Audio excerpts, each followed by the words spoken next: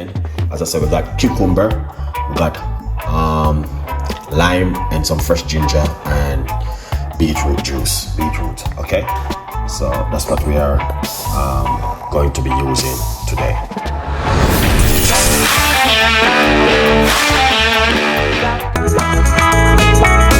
It's amazing to be in the kitchen with you guys today. It is fantastic. I do love you so much, and that's why I want to give you this recipe.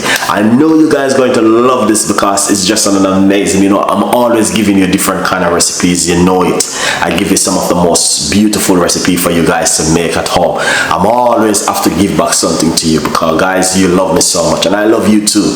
And you know what I mean, I give you juice, I give you meat-free Monday and all different kind of healthy recipe for you to work with at home to look after yourself.